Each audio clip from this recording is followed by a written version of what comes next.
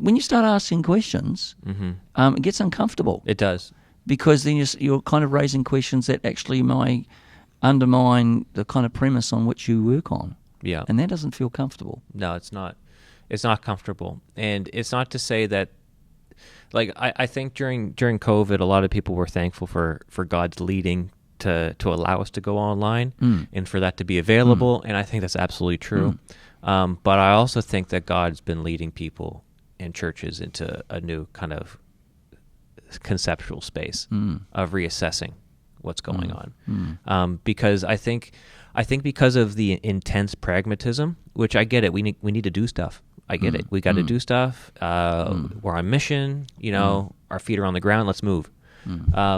But sometimes that intense pragmatism can undercut and kind of subvert reflection and thinking. And there's even sometimes a thought that don't think too much. Yeah. I mean, this could be part of a New Zealand culture. I don't mean don't think too much, but the pragmatism. Well, and maybe the notion that thinking is it gets us into trouble.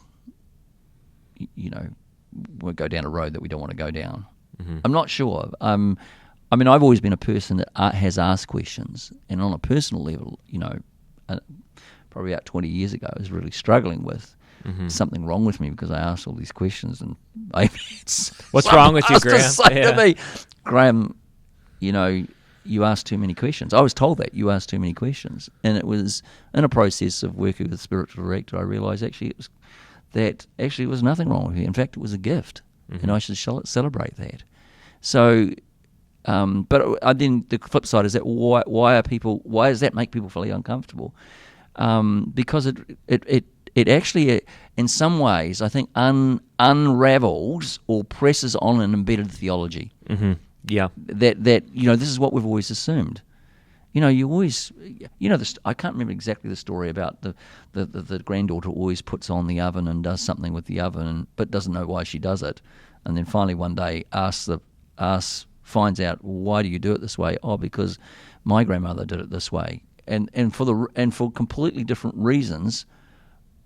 It's totally irrelevant now. Yeah, you wouldn't do that now because things have changed, technology's changed. So, but it required somebody to stand back and ask the question, why do you do it that way? Yeah.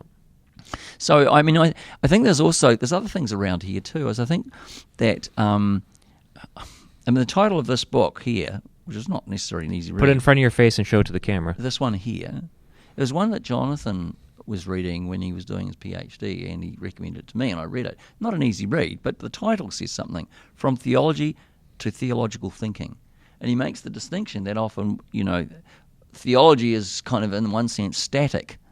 Not like kind of the way our Western thing. It sits in a book. I just need to get these ideas right. Well, there are big pillars of orthodoxy for sure. Yeah. And I'm not assuming that. Yeah. But the notion of doing theology or theological thinking is we're actually in process, and it's a dynamic rather than something that's static. Yeah. So that's where I think theological reflection is really helpful, because we're asking, not really all the time, but different things that happen to us in our experience. So where is God in that? How do I understand that? Is that how we do church? Yeah. All those sort of questions?